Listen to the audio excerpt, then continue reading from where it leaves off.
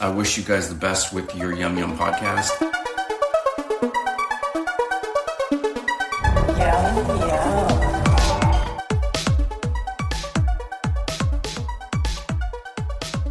Hello, Rachel. Hello, Ryan. How are you doing? Very well. How are you? I'm doing fine and dandy.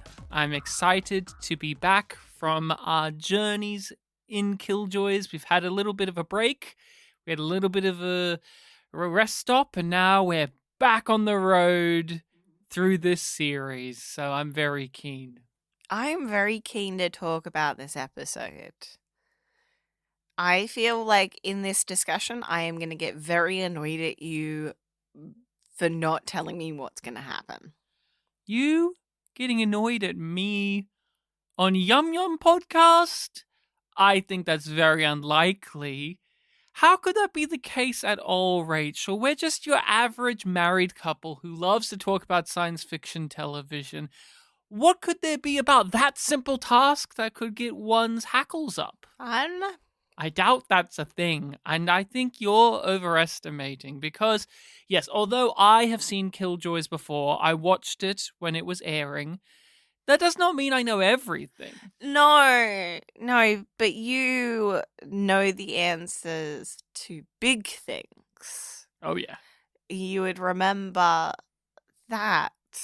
Of course. And after we watched that cameo, I'm now even more intrigued to see how season 5 flips it. And we're only just starting season 4. That's right. For those who haven't checked out our Patreon and or our YouTube, we got a cameo from the actor of Pre.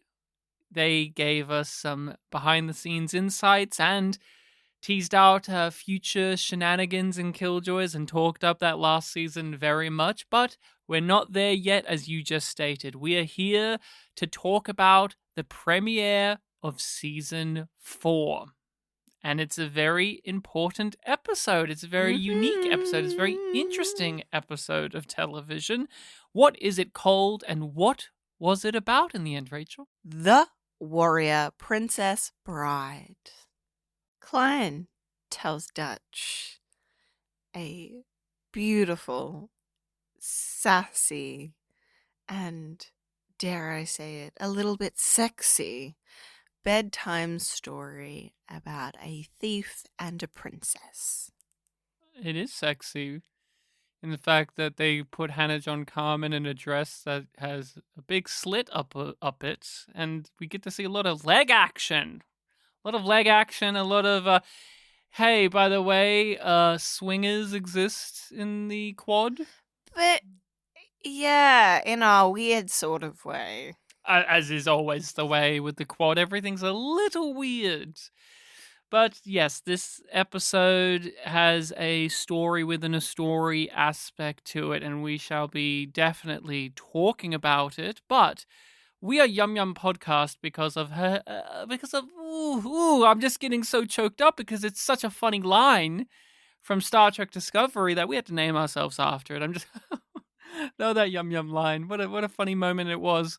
And we like to take a look at every series we cover, and we have specific Yum Yum criteria for each one. And with Killjoys, it's a funny series itself, so we like to look at what was the Yum Yum laugh for us. And Rachel, did you have a particular Yum Yum laugh? Did something make you smile, chuckle? Johnny was making me chuckle and smile all throughout this episode.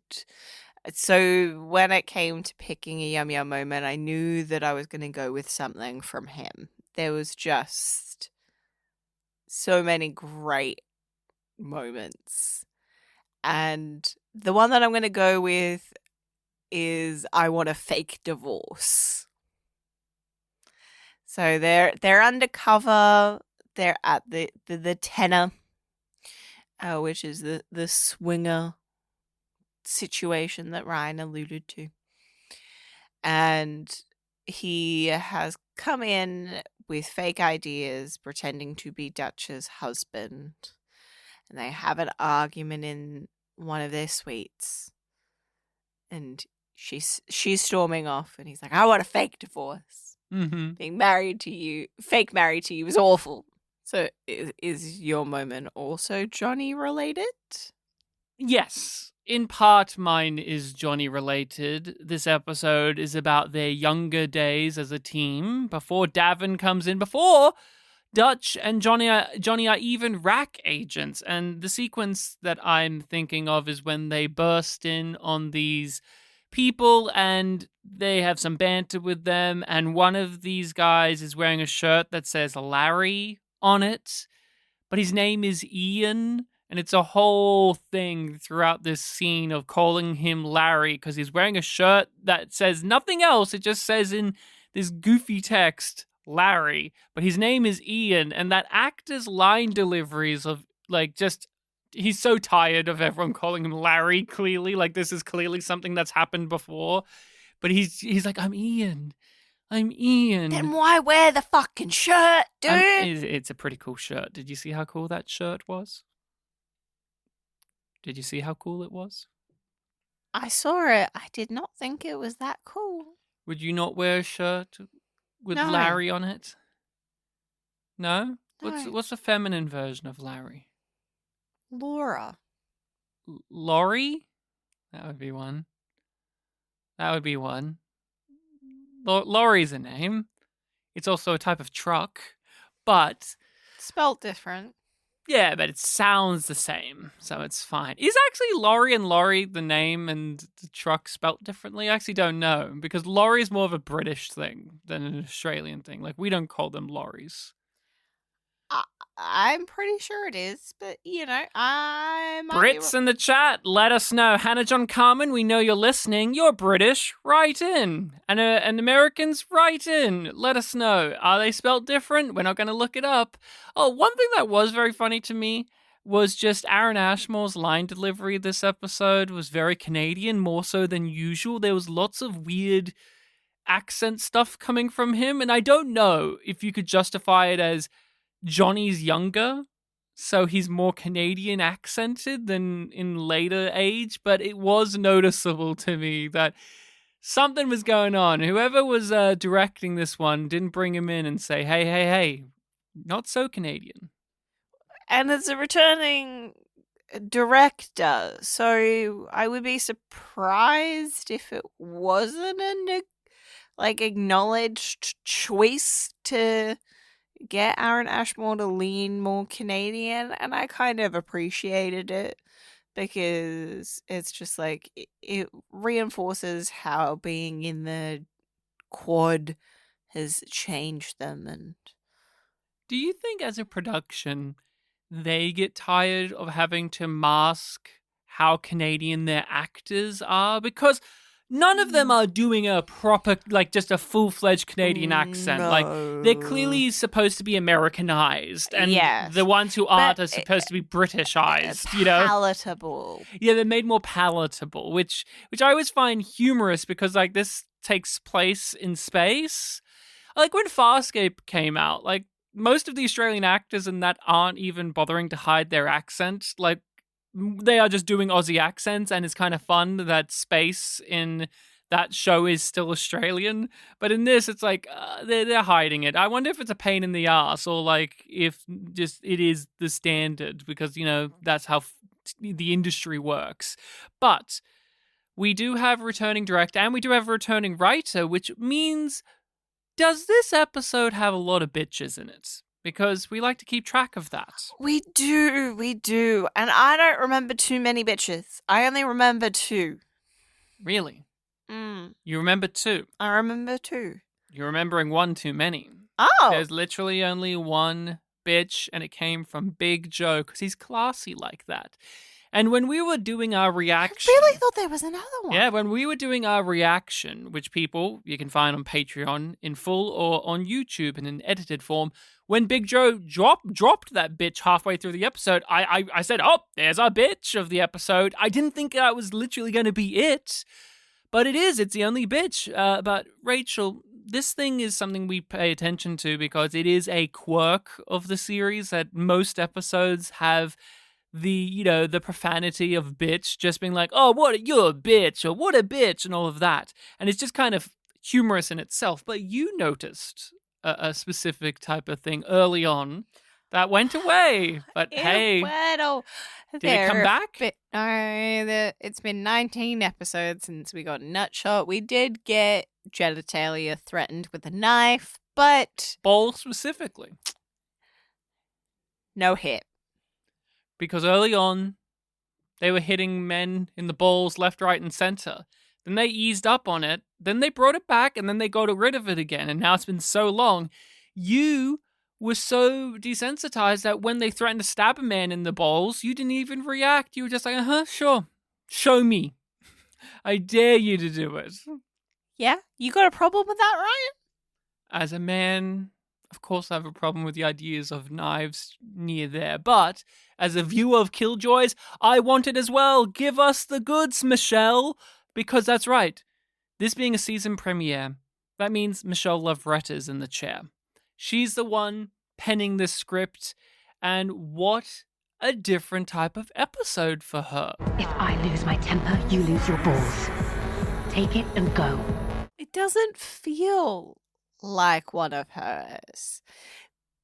But it feels like she's learned the lessons that we hoped that she would, because her first couple of scripts were so fucking jam-packed, crammed full of everything.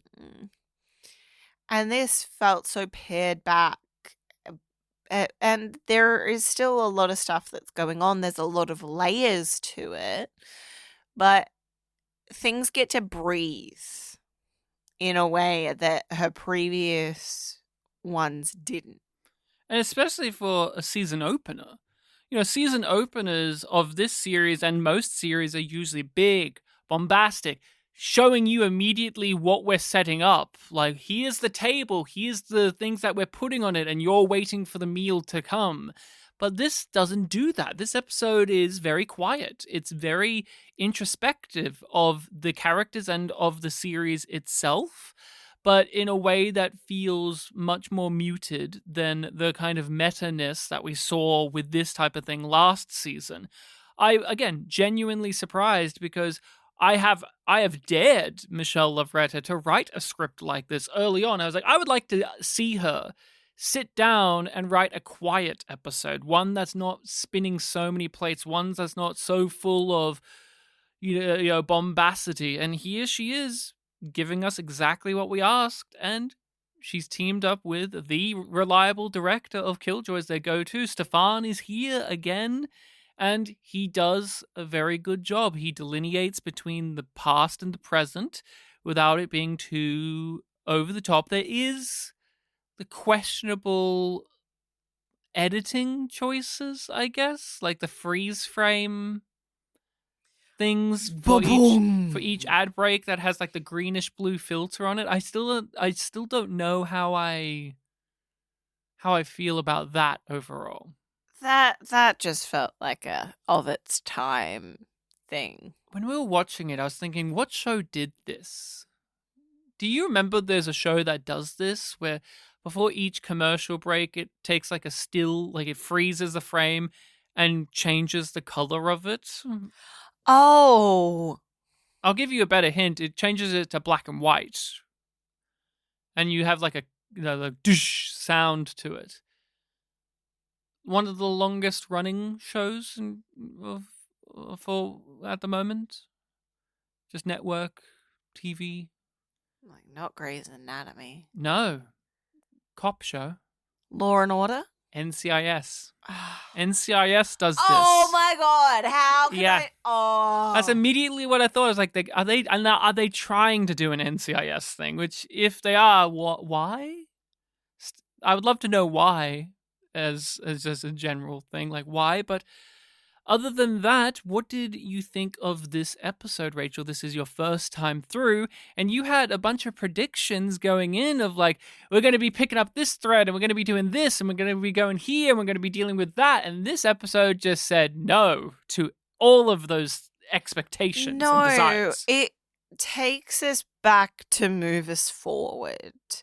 And that's a really interesting gambit for this season. And I think it works incredibly well.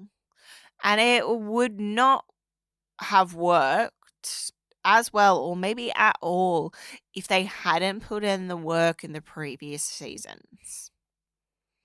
If I didn't care about Johnny, if I didn't care about Dutch, if I didn't know what their relationship was like and felt it deeply and cared about it so much, I would not be invested in this episode. It would not feel satisfying because it goes, we're not dealing with any of that shit right now.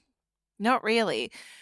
We've jumped forward some amount of time. It's unclear because the majority of the episode is spent in the story within a story. Klein is telling Dutch about when she first went to the quad, when she became a Killjoy. That's the meat of this episode. But the reason that he is telling her this story is because the lady has injured her. Infected her.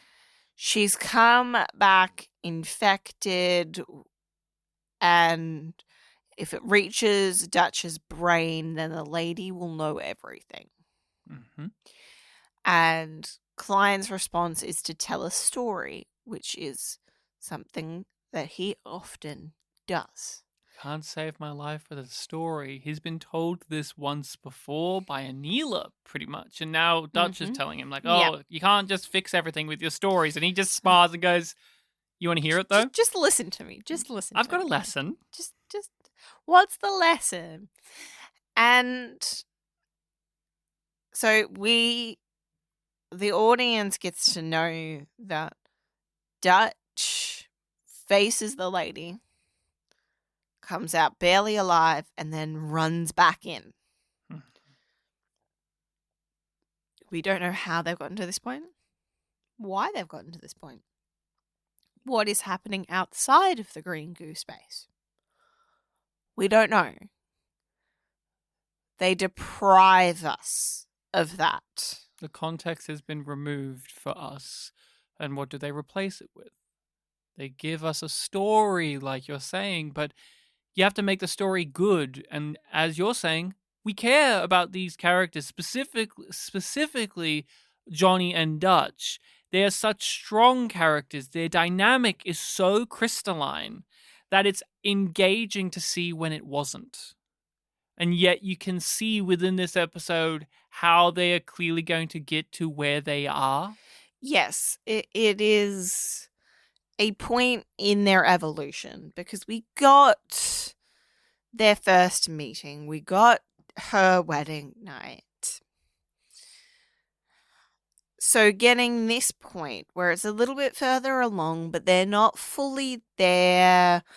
Dutch hasn't accepted Johnny into her life, but she is hopeful. She is attached. She cares about him. But she also wants to run away. Mm-hmm.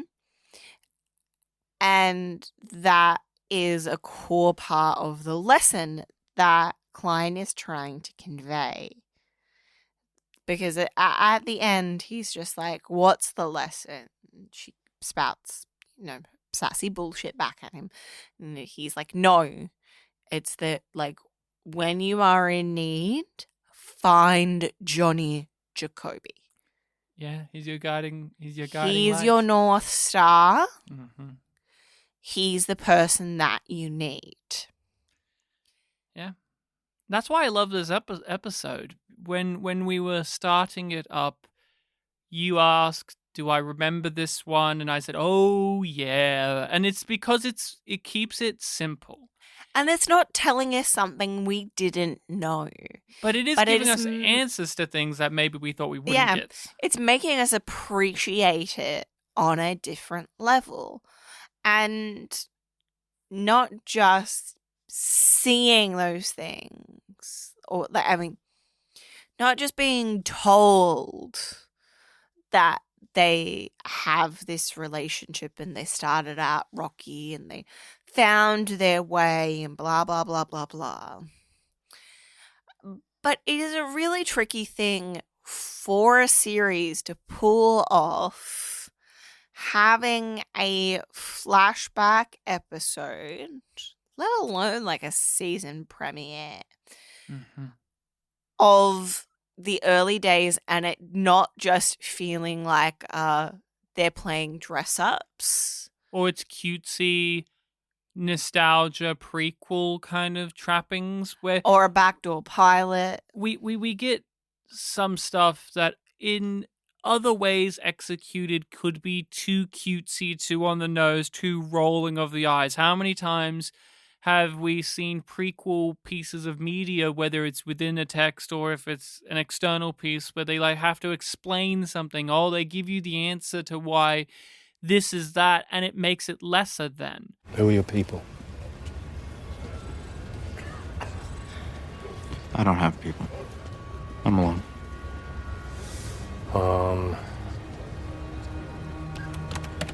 Solo. This episode, I think, manages to avoid that very much so. It gives us those things, but I think it's all the more rewarding and honest. That's what I love about this episode. That's what I've always thought about this episode for, is it keeps it simple and is honest to the show itself and to these characters.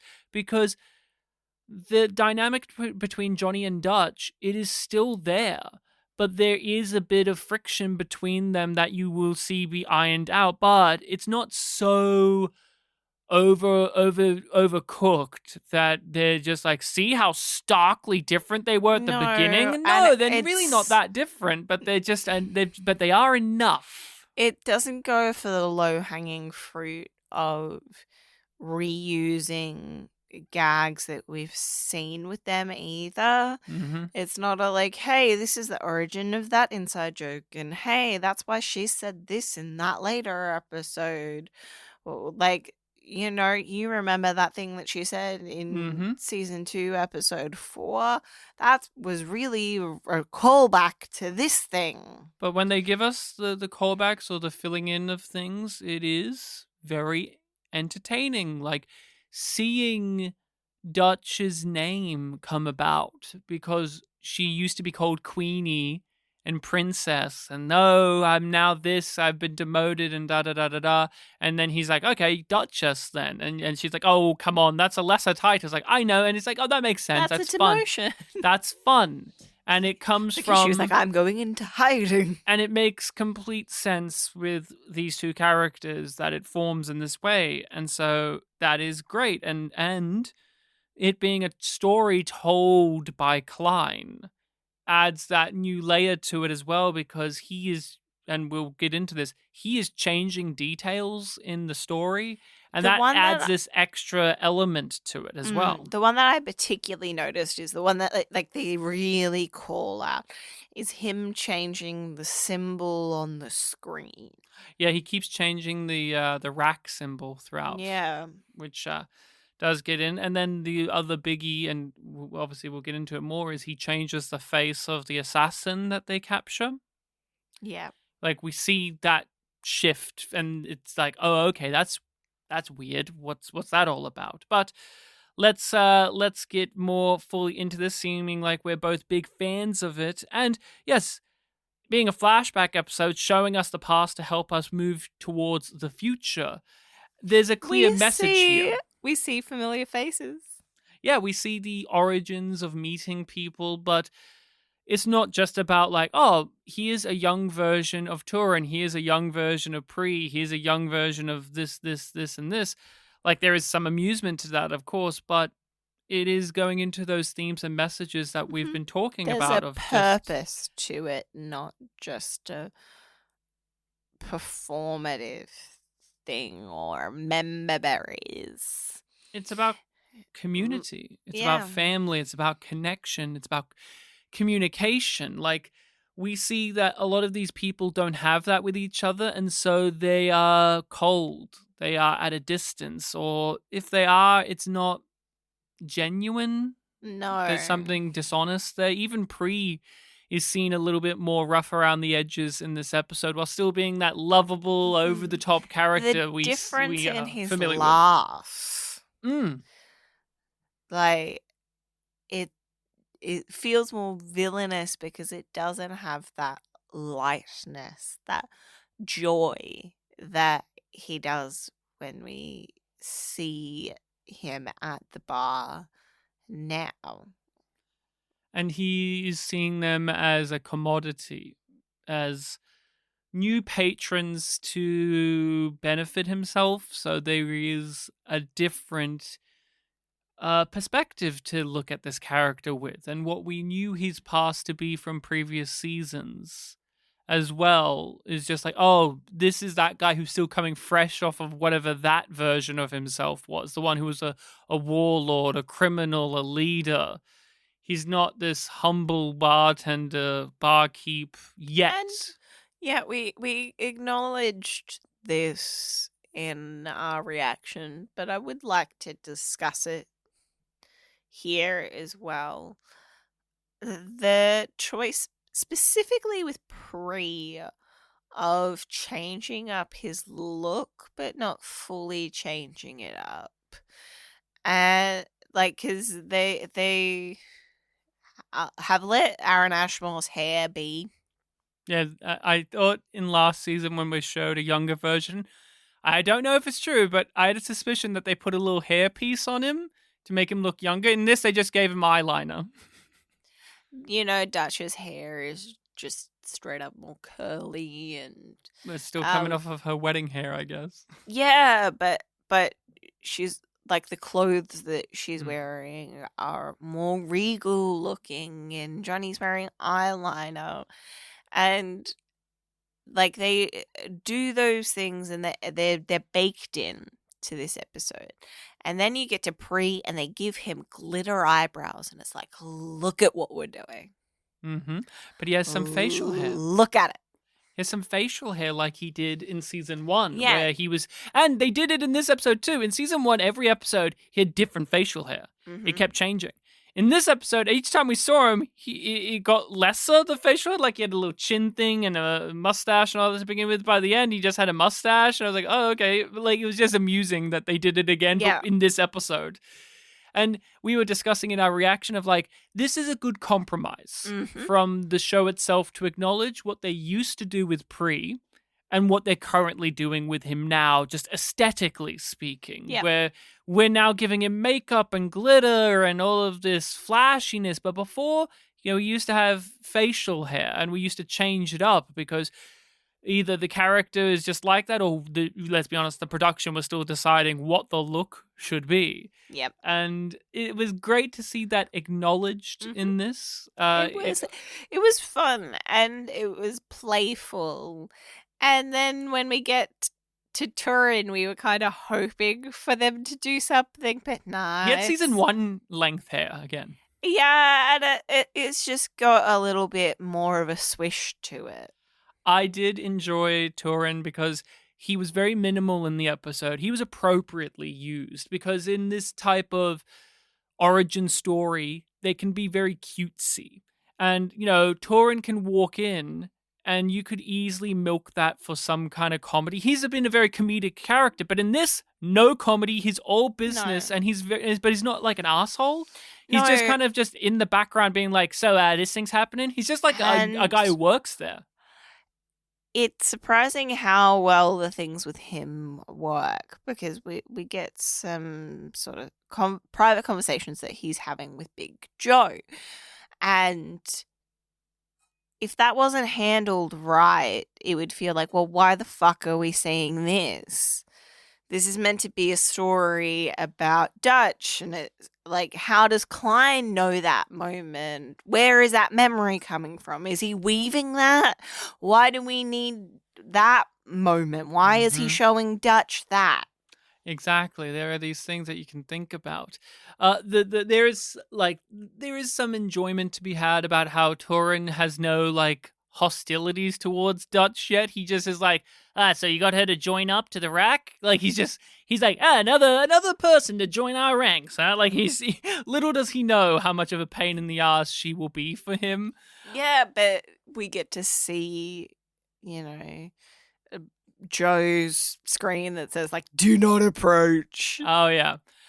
One of the benefits of having an episode like this, and they shoot it right out of the gate as well, is, yes, it's an origin. And with Turin and Pre, these are characters we know already. And we don't get to meet them straight up top. The people that we get straight up top are the ones that are always great for stories like this, which is actors who used to be in this, actors/characters who used to be in this show, but at this point no longer are. These characters are dead. And so let's bring them back and have Porter, fun. though. And no Potter. We didn't have her. We didn't have Alvis either. But what we did have was Hills. He was the first one we got. Like, here's Hills. Straight away. And the big smile on our faces as he just strolled in, and he was just that early season 1 performance again. Just straight back into the swing of things. And it was awesome.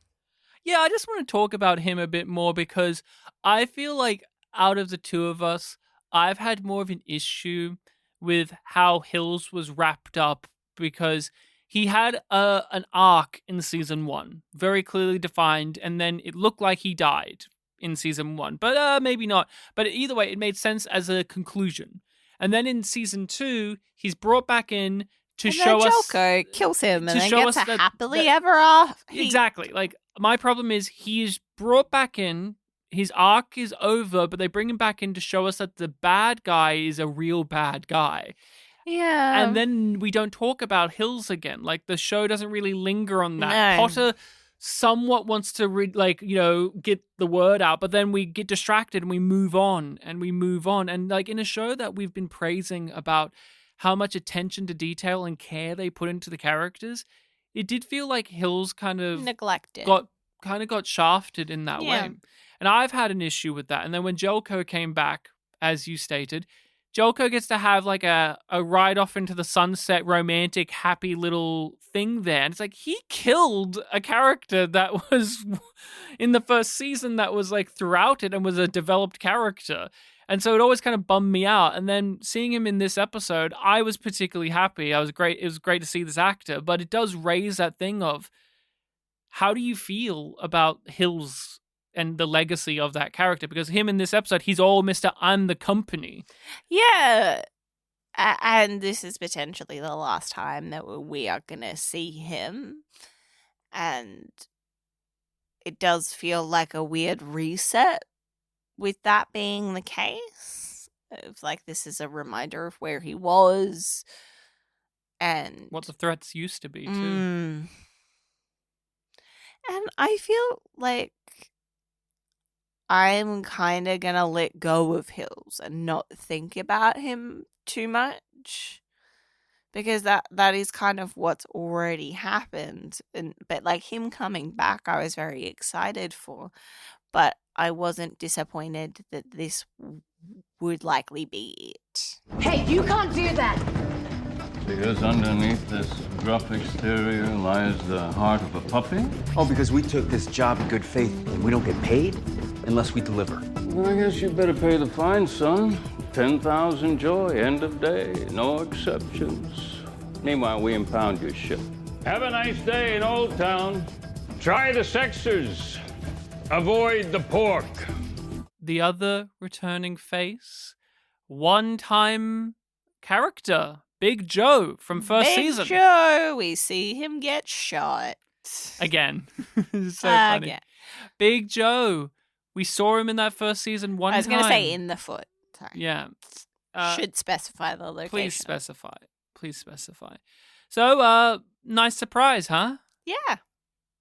It makes a lot of sense, though, once they made it clear of when in time this story is set.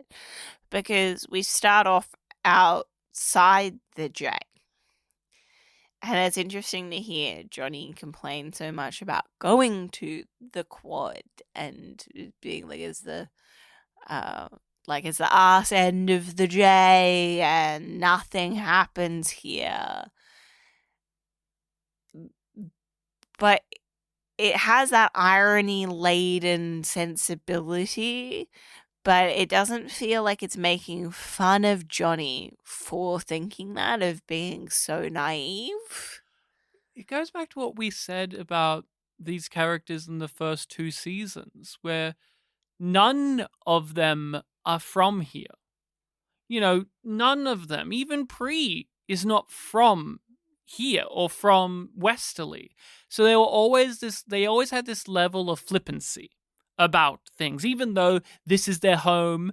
It took 2 seasons worth of time for them really to become solidified in the importance of that and what that really means and where home is for them. And so what home means.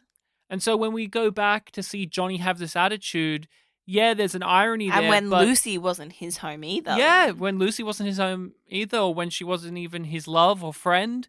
But there is humor to be had, sure, irony to be had, but why it doesn't feel like it is soaked in that is because this was the mentality of every single character for half of the show. For most of the show we've watched, this was their mentality about the Quad, about Westerly, about the J itself. It's just like, it sucks. Yep. And nothing happens. And it's like, well, here we are looking back at it and going, yeah, but we have people who do care. Like Big Joe cares about Westerly. He cares about his job. He's trying to do the best. And when we saw him in the first season, he had become cynical. He had become burnt out. He'd become corrupted. Yeah. He no longer cared.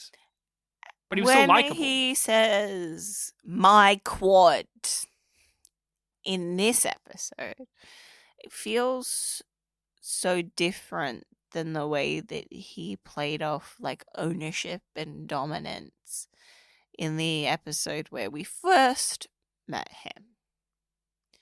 Here, there is this warmth and paternal quality to him in terms of not just his budding relationship with Dutch, which I love the way that they fully call that out and she reacts to his offer. But also like him in relation to Westerly, to Old Town, to the Quad. He's famous. He's too famous to do certain things because he's the killjoy of the area. He is the sheriff of, in a way, in the Old West. He's the John Wayne equivalent at this point, and he needs someone to be his protege so that obviously he can do his job better, but also he wants to pass on a legacy. He wants to pass on what he knows. He wants to feel more important than just bringing in a new perp. And seeing the things that he is doing certain things that we have seen Dutch do. And it's just like, oh, he showed her that skill or that benefit to that skill. I'm thinking specifically of when he's just like, oh, I've got you pegged her about like being together about maybe 6 months. And that's something that Dutch can sniff out of those connections and relationships between other people, and see that and then exploit it for a weakness, which is not what Joe is doing, but it makes sense for that skill to then be built into her arsenal, which is based off being an assassin. Exactly. And he sees the benefit of her skill set, but he also sees personality-wise that she has the fortitude within her to be able to shift from what she currently is into something much more stable, because he sees in her that she needs a purpose and that she needs a sense of direction. The rules, because she grew up with a very clear set of rules and now she doesn't have anything. And it retroactively makes me feel the loss of the rack as an institution for Dutch more. And the loss of Big Joe. We didn't mind Big Joe in that episode that he appeared in season 1, but I always said, and you agreed, he should have been in the episode more. He should have had more to do. He should have had more to say. And they nailed it in this episode. He has more to do. He has more to say. He has more of a character and an opinion on the world at large that is at odds with Dutch and Johnny, but one that informs them on what to do next. And I really thought that this actor had such warmth, such charisma, such gravitas, that it's such a tragedy in a way that he wasn't able to be in the show more. Like, this is one of the perks of going back in your timeline and bringing your players back into the story like this, is you are now making me, a viewer, look back at an episode that was, what, like 30 plus ago now, or like it's been like a 20 something plus now. That was episode 6. Like, I'm looking back at that episode and I'm going, wow, I didn't think, like, Big Joe's like really important to me now. And it's such a, that's like the ultimate praise to give to an episode that's going for this state, like this type of thing of, not only do we have more of an appreciation and respect for Johnny and Dutch as characters and their dynamic and relationship, but it goes to these one-off characters, let alone the minor recurring characters. A one-off character like everybody Big Joe gets a slice of the pie. Yeah, and I have to say too, I imagine for this actor who plays Big Joe to get the call again to come back. And I hope that, like, when he looked at the script, when he, like, penned through the script, he's like, oh, I'm getting stuff to play with here. Like, this is the type of thing where, you know, being a working actor, a character actor, this is the dream that you want. We talked about this so much when we did Babylon 5, hence we did our Spotlight section where we talked about the actors, because, you know, Babylon 5 was so rewarding to those bit players, to those guest stars, to those character actors. And Killjoys has managed to do that too. And in an age where people say, oh, we can't do that anymore because we only have 10 episodes. We only have 15 episodes a season. We no longer can have these type of people. But here we are for the premiere. We're getting jazzed and talking about Big Joe more so than going, what do you think Dulce is up to? What do you think's the thing with the lady? You know, what's with Anila? I don't There's care so as much in what we get. You're not concerned with what you don't. The best scene of the episode for me, and it is one of the most important because it's a relationship that's been very key to Johnny as a character, is when he convinces Lucy to let him out. Because Lucy and Johnny have always been on the same side. They've been a pair. They've been together. And Dutch gets annoyed at that so often. She has a favorite. Lucy says she doesn't have favorites, but she does. But she's programmed to listen to Dutch. Exactly. But this is before all of that. And Lucy doesn't like Johnny, doesn't respect Johnny because he's just the thief. Tried to steal her. And so to see them together in this episode where they're not on the same page was fun. But the best scene for me was him having the potential to hack her. I could rewrite all of this, but I don't want to. I don't want to do it that way. I respect you. Mm-hmm. You're intelligent. You're a being that's worthy of being talked to. You're not just here to be manipulated. You're not just a toy. Mm-hmm. And that is a reflection of Johnny's approach to his relationship with Dutch as well. I want your help. With what? Saving your captain from herself.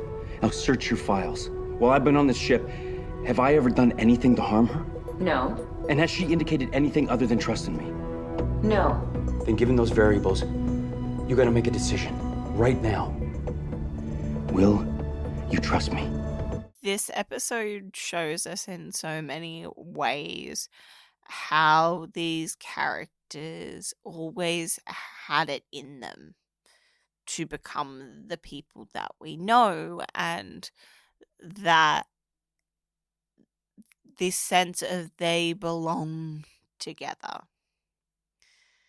And I really appreciate the way that they kind of call parts of that out with the interrogation scene. Mm-hmm. If you've got this sort of dry moment where Joe's like, what is your relationship with Dutch? Mm-hmm. Romantic, friends, team? And then you contrast that with Dutch messing with the quote unquote Unbeatable tech. Mm-hmm. She's just making it a game. Yeah, she's a carrot. And for her, she doesn't want to acknowledge that this relationship is a relationship of any sort. But also she wants it to be transactional at best, which is the way that she treats sex a lot of the time.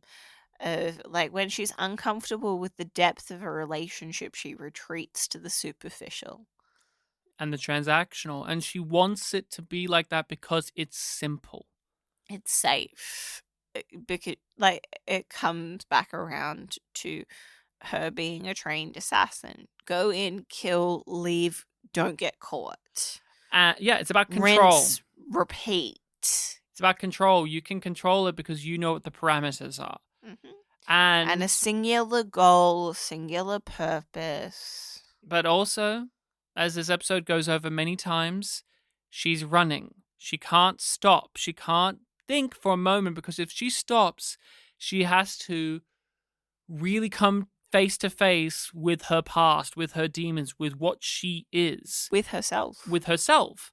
And then that also means with the people that's running with her, which is Johnny, which is Lucy. She has to come to terms with these two as well and think about what they are to her. And she doesn't want to do that because, again, it's too much, it's too complex, it's too hard.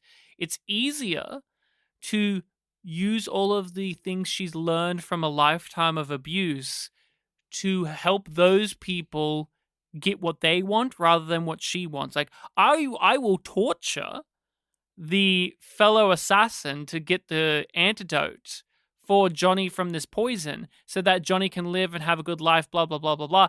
I don't have to worry for a single second, really, about what this act does on my soul because I don't have a soul. And then, that's the lesson. Like, Johnny's like, no, you do. We have to figure these things out together. And yes, it's a bit corny in a way, but like the other assassin is moved by it. It felt earned. Exactly. And we've seen Dutch in similar situations where she's torturing in the name of a Jacoby. Torturing in the name of it being righteous and just, yes. But it never is? No. The show never is on her side being like, yeah. When she does that type of thing. No. It doesn't cross that line. It knows that these skills are handy, hence someone like Klein can justify it. He can say, oh, I've trained her for these purposes, and it's for my benefit or for the benefit of others, but it has a cost. There's a toll. There's a limit to it. And something we haven't even discussed, by the way, in the story, there is a Killjoys job they have to go on. And this is, I feel, a great example of how the series has figured out how to have a warrant of the week job baked into their story. Because, to be real, this warrant of the week is very similar to the season 2 episode, Wild Wild Westerly, where there's a poison that's been stolen by someone and there's going to be murder and we have to go get them and da-da-da-da-da.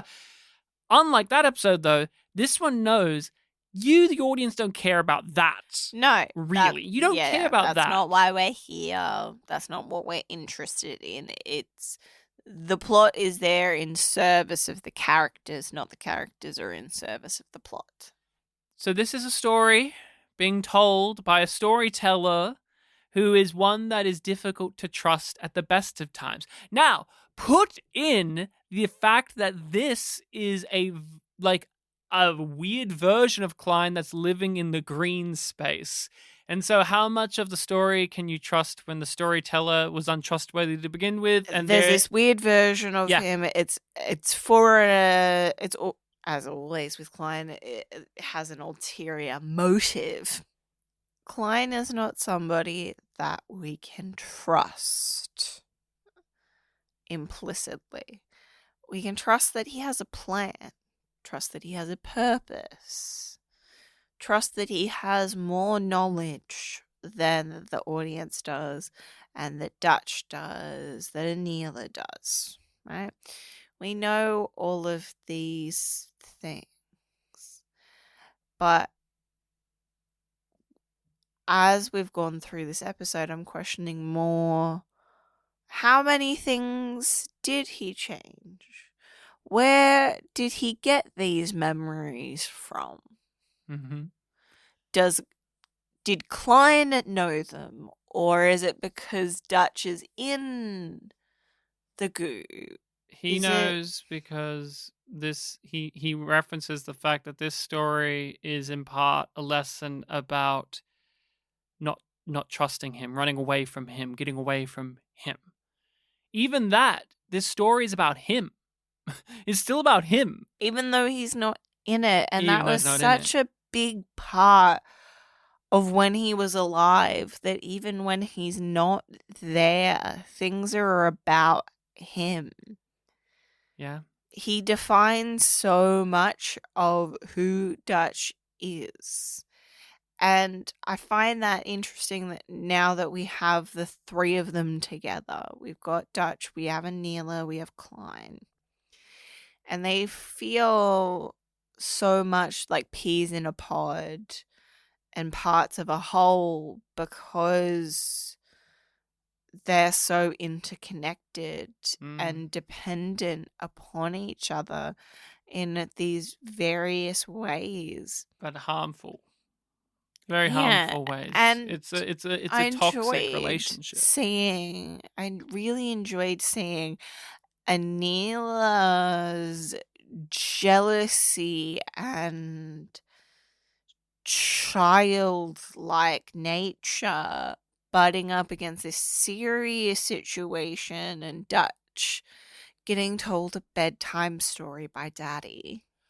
See, I didn't look at it as jealousy so much. I look at it as she no longer has these rose-tinted glasses on about her father.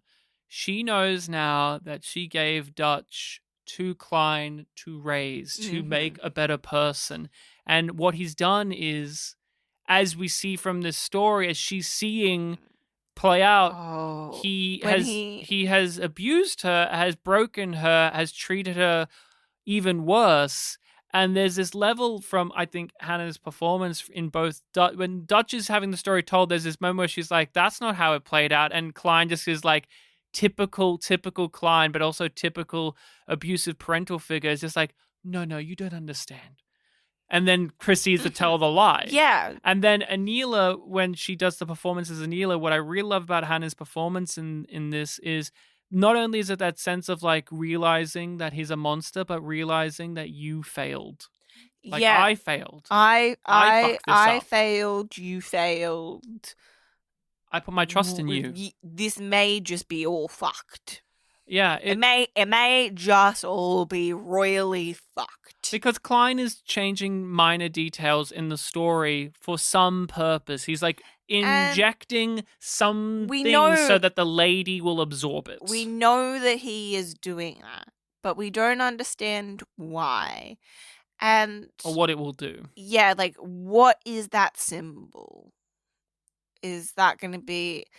I'm like, it feels like they're done with the Scarbacks. It feels like they've killed Alvis off. They're done with them now. Yeah, is this a symbol we've seen in the show? Or is it new? Because they're changing it, the rack symbol specifically. Yes. It's not like every symbol. No. Well, maybe they changed the company one as well. I'd have to double check. But there's like little things. And then the face of the assassin, and was her name Maina?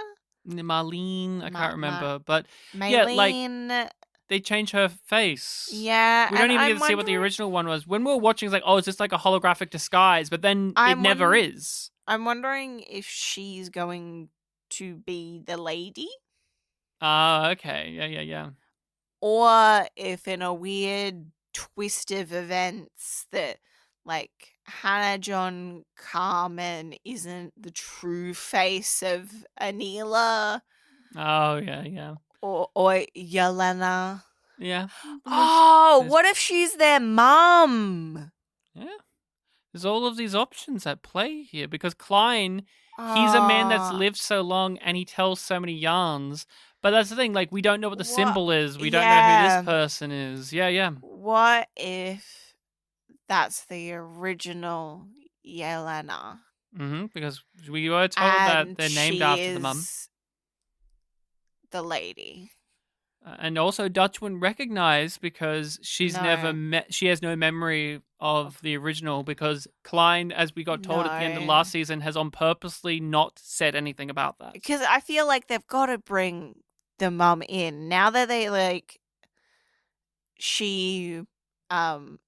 they clarified that Dutch is named after hmm Klein's wife. Are you angry with me? I should never have brought her to you as a child. I thought you were going to take care of her. If we don't do something soon, the lady will break her. She was always going to break her, Neely. The only thing we can control is when. There was some fun had because when we start up the episode, we're in the green space. We got the filters. They're running through the woods with snow and all of that. Hannah John-Carmen's in her blonde wigs. Very fun. But there was a difference. Klein's hair.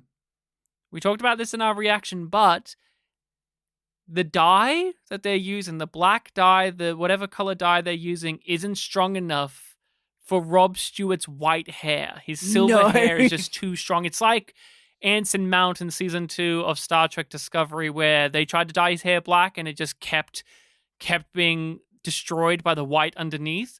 That's what's happening here, and I think it's amazing. I think it's actually amazing because I imagine in season 3, when they shot him, they maybe had him for a day. You know, on the beach. They probably shot all of that stuff in one day, maybe 2. So they could put whatever fucking nasty hair product that they put in his hair to make it dark, and then it washes out. But I imagine in this, he's going to be in it more. So they have to like properly figure out what to do hair color wise that doesn't like ruin his hair. And unfortunately, whatever they've chosen isn't working because he is just too much of a silver fox. They listened to us. His hair listened to us, Rachel, and said, I agree. It's wrong for it to have color. I will fight for adjusted you. Johnny's hair. They adjust Klein's hair. They adjusted Dutch's hair. Torrance. Anila's hair same. stayed the same. Well, she's in the green space, so it is that same, I guess. But is there anything else you want to say about this episode? We did not. No Davin. This is the first episode, I think, without Luke McFarlane in it. He's credit only. It may be the first one that we've had without one of the central 3. Yep, I think it is. Because I think all of them have been in And- each episode. I didn't notice it. You pointed it out. Yeah, because we're nearing the end. I'm like, hey, they haven't even said his name. No. And is there anything you want to say about, like, did you feel the absence? I mean, evidently not. No, I didn't. And Because we left him at an insane place, too. yeah. Or a let's check in on where Davin would be at this point. Or a reference to him in some way. Oh, they could have made a really lame, little joke or statement or wink wink thing, like Davin's name appears, or like someone says this and Johnny's just left the room so he didn't hear it, all of that. Or I was surprised the that doctors with Jacoby. Oh, right, yeah. Or I was surprised we didn't get a Delcea shout out. Because they go to Crash, and I was waiting for her face to appear on the screens or something, but they didn't do that either. I was wondering if she was going to be the target of the assassination. We don't even find out who it was. No. It was And it does make me wonder how much of that story was made up. How much of it was based in what Dutch actually experienced. And how much is he just feeding weird information to the lady? Because we do end the episode with Dutch getting infected. She falls down and all of the weird spider veins and she's like vines and whatever. In the middle of like a star shape almost. Yeah, she falls in the snow and it goes to her head, which was the big concern. So yeah, we'll have to wait and see what happens there. But I think it's fair to say that we're both giving this episode on our scale. Yeah. Before we do that though, I want to shout out a particular line from Klein because it's just such a perfect reflection of him as a character and how he is calculated, yet he loves Dutch, he loves Anila, but it is an odd kind of love. It's not a pure kind of love, which is the way that you get the sense that he thinks about it. And it's I wish I could remember the exact wording because it's just mwah. But when he says the lady was always going to break Dutch. Yeah, she was never not going to break. Yeah, it was not a... She wasn't made for that. If, it was a when. And she's made for it. And how, as a viewer, I was like, this makes sense. But him having that moment with Anila and seeing how distressed it makes her is such a beautiful moment because both of these people at points we have treated and we have seen as monsters. And Klein is saying something horrific and he has been humanized. And now Anila is being humanized by being the lesser monster in the scene with the two of them. Yeah, it's amazing. This episode is a yum yum. Oh, it's yum yum. Yum yum. On a scale of yum being bad and yum yum being good, without a doubt. And No I'm going to say it. Question. I'm going to say it. This is probably my favorite Michelle Lovretta script. I think this is probably one of my favorites from her. I'd have to go back. Agreed. I think her one in season 1, not the first episode, but the one later on where they went to the pleasure cube. You remember that? Where we dealt with Davin's backstory. Oh, yeah. That was a great episode too. But this one, again, compliments, praise for them starting out the gate with a quiet episode, with a breather, with something that is pondering rather than just going gonzo big. Because it feels like almost the opposite of what season 2's opener was. I think we're going to say the opposite of what modern TV does, which is usually the quiet, introspective, reflective episodes, the meditative ones, are the finales, and the penultimate is the big, explosive, crazy one. But next episode, I'm sure things will go somewhere because Is name it another of it... Johnny pun episode? You know it, don't you? Do you know it? No. It is another Johnny Pun episode title, and it is a great one. We get like one a season. Oh, we get one because, Johnny's a great name. Johnny it's the be only... good. Yeah, exactly. So this one is Johnny Dangerously. And I get to bring this joke back, Rachel. Johnny Dangerously, the Michael Keaton film? Because every time we did Babylon 5, I would be like, we would do Spotlight. And I was like, yeah, Spotlight, the Michael Keaton film. This is one where I get to do it again. Johnny Dangerously, what do you think will be happening in the next episode, Rachel? I think it's going to be Johnny focused. That's my hope. It probably won't be. I think we're gonna have to go back and deal with the present. They're floating in space, possibly falling to the sun. Yeah, that needs something. That needs something quick. I don't feel like especially with the way that they left this episode off. But I'm wondering if the majority of the season is going to be in between where we left off at the end of last season and where we left off at the end of this episode. So, any other thoughts on what could be actually happening in the episode? Like, yes, Johnny focus, most likely. We're going to potentially be cutting to the present. I'm gonna say this till it happens. They'll say it goes into labor. What happens if she doesn't give birth until, like, the end of the show? This I will all takes place in, like, continue. 1 week. Because she's only 6 months pregnant. Yeah, but that happened in like 3 weeks. So Yeah, that's true. I shouldn't be applying that logic to it, should I? no, that doesn't work here. Doesn't work. That here. doesn't work here. I wonder this.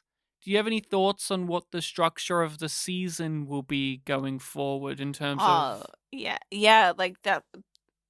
Similar to what I was saying before about like it playing with the in between.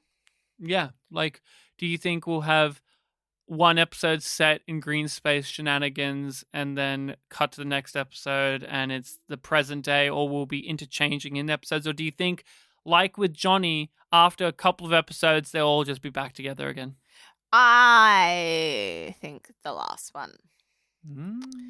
I think that it is going to be most like the A plot is going to be something either grounded in reality or in the green space.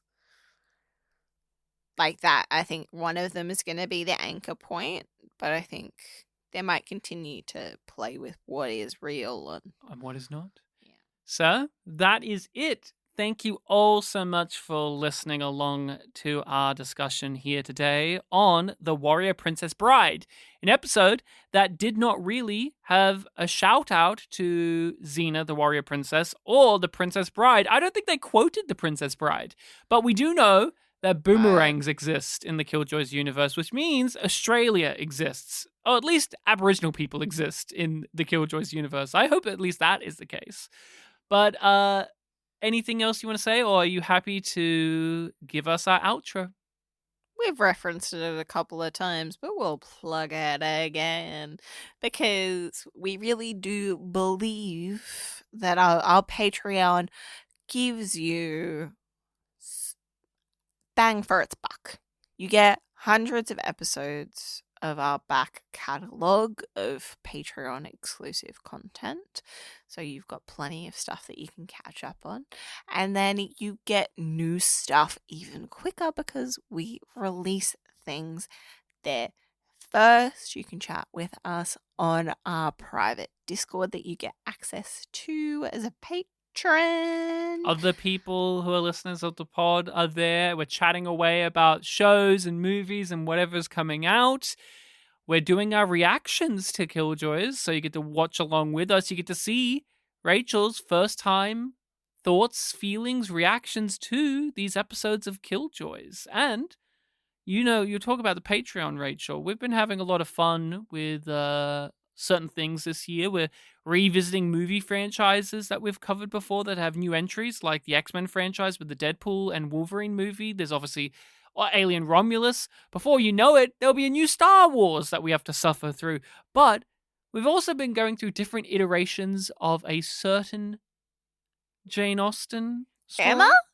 Yeah, we've been doing all of the Emma ones. We've even watched the Iggy Azalea. We're doing that next. I know that we're covering Pride and Prejudice right now. Yes, we're doing all of these different Pride and Prejudice versions. Have you had a favorite one that we've had to watch and or discuss, Rachel? I do.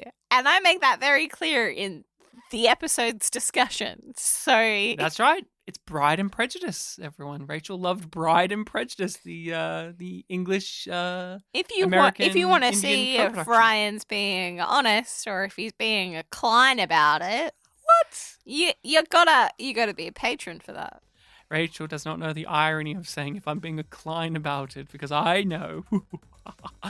But that is it. You can find us on all of your social medias and podcasting sites, Yum Yum Podcast. Support us, follow us, leave a like, share, subscribe, comment, review, all of those things. But we're out of here now because that's the end of our story.